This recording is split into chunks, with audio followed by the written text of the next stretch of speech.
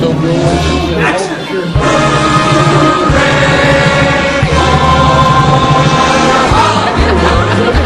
Let's hooty valley, hooty ha. Where any of us boy or young mechanic can be a panic in just a good looking family. Yeah, I'm thinking that, Alright, we can use unfortunately, I don't have a panoramic lens, so I'm gonna have to move you guys Come back.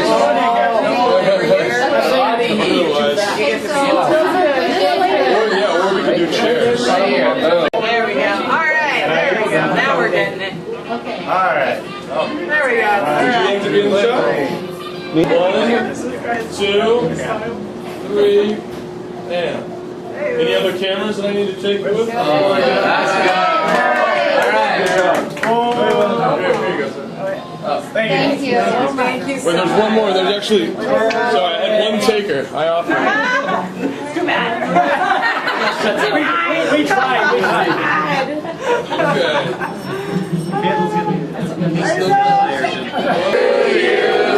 Happy birthday, dear Beverly. Happy birthday to you.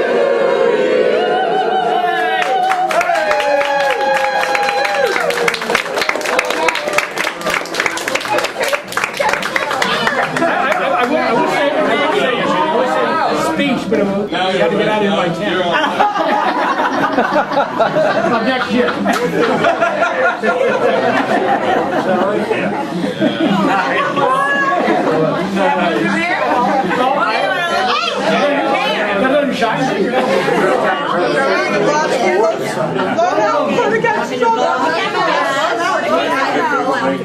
Oh God, I gotta make fun usual too. Make a wish. Oh my God. Please. I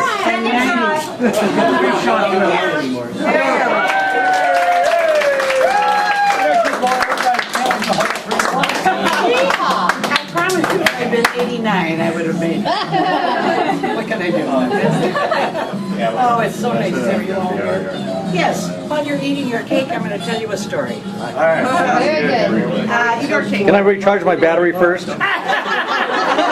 You don't have enough time. Three bags. Thinking about Vice President. Here you go, don't Excuse me.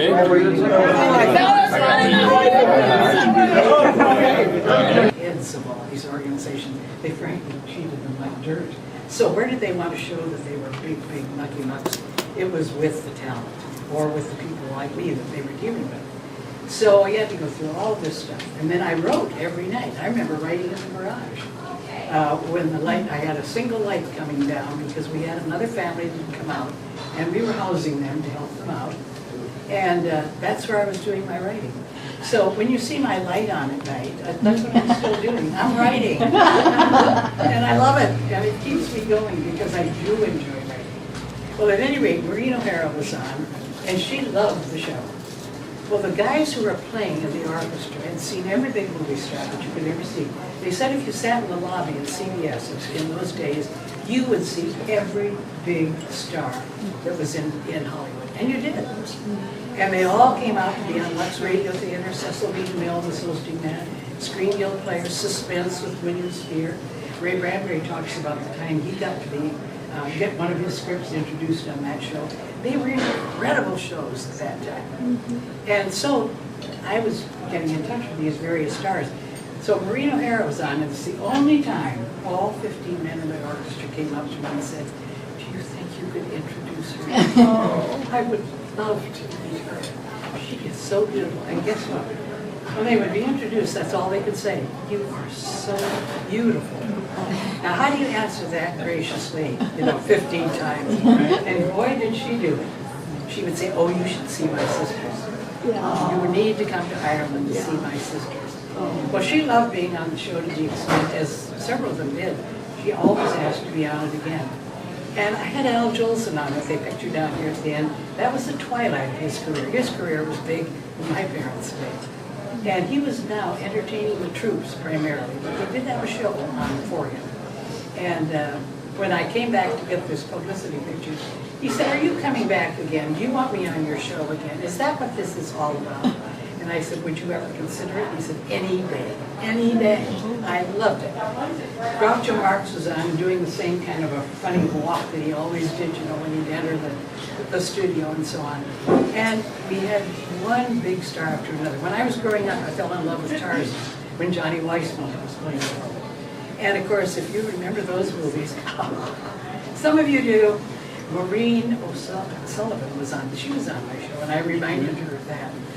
And all through those years, these great pictures were being turned out, one after the other. And it was just so exciting. Kathy has said something I thought was very, very revealing. She said, "You know what we do in our life? We connect the dots.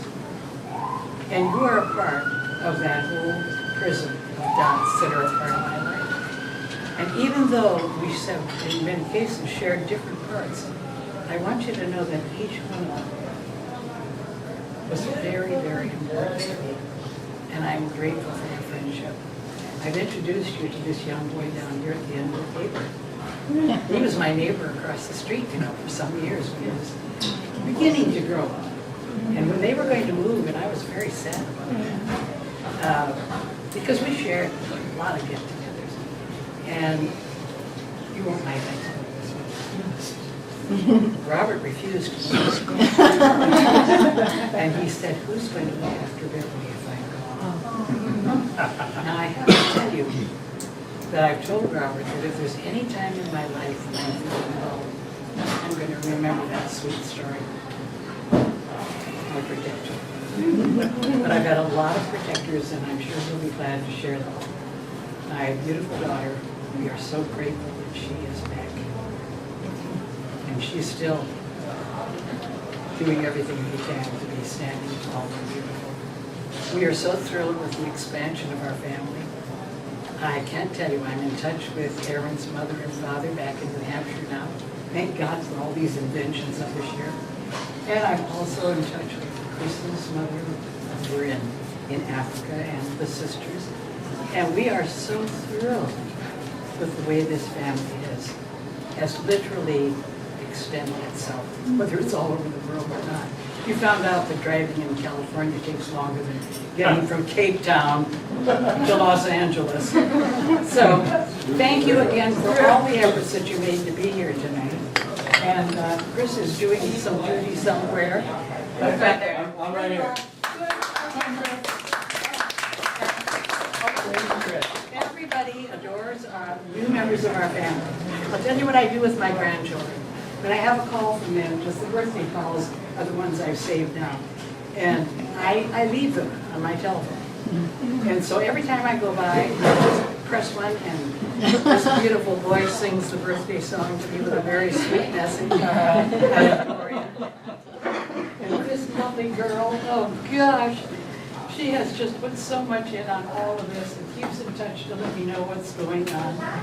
So I'm so thankful, but I'm very thankful for you and all the lovely families that you represent. Thank you for coming tonight. And thanks to Walter Henry, you guys did a phenomenal job.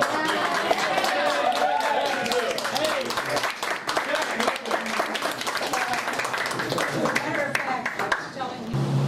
You need to get your yard out now. Okay. Then once you do, then you're gonna say, "Man, I really like them butter bills." No shortage of those. Yeah, it might have been a little too much.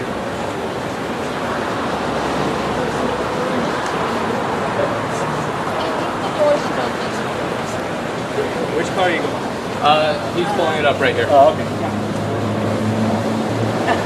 Thanks for getting me in the first, Jim. I appreciate it. I'll expect a copy of that. Hey, at least it matches. that she's been in her life. So there's some on every table very much. And then we made the back of the postcards for everybody to fill out as like a little souvenir for her. So just your pass around you guys. You can take one, just write her a little happy birthday note, whatever you want to say. Thank you. You're welcome. And I only have enough for 2 pens per table, so we'll just have to share. Oh, let me see that if I may. Sure. And then also, as Chris has already demonstrated, Grandma likes pictures, so we brought little disposable cameras for every table. So whenever you feel a Kodak moment, come on.